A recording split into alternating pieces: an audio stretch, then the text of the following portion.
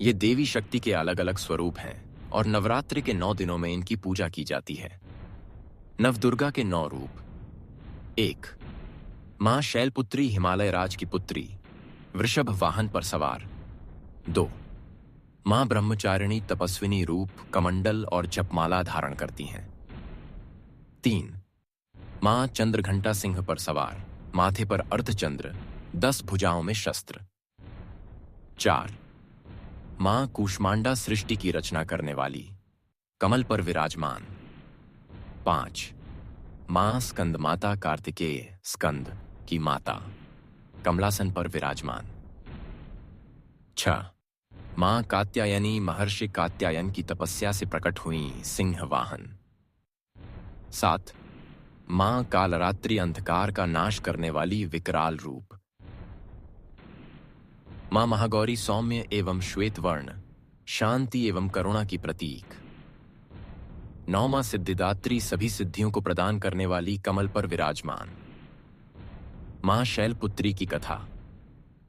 मां शैलपुत्री नवदुर्गा के प्रथम रूप हैं।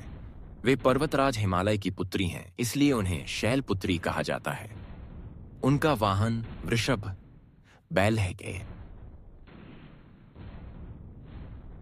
और उनके एक हाथ में त्रिशूल तथा दूसरे में कमल का फूल होता है। पिछले जन्म में मां शैलपुत्री राजा दक्ष की पुत्री सती थीं। उनका विवाह भगवान शिव से हुआ था। एक बार राजा दक्ष ने एक विशाल यज्ञ का आयोजन किया, लेकिन उन्होंने भगवान शिव को आमंत्रित नहीं किया। सती ने यज्ञ में जाने की जिद की, लेकिन शिवजी ने उन्हें रोकने की कोशिश की। फिर भी सती अपने पिता के घर चली गईं।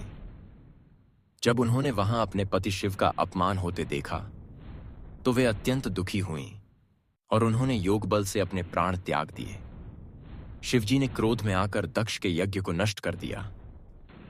पुनर्जन्म में सती पर्वतराज हिमालय के घर में जन्मी और शैलपुत्री कहलाईं। आगे चलकर उन्होंने फिर से कठोर तपस्या कर भगवान शिव को पति रूप में प्राप्त किया।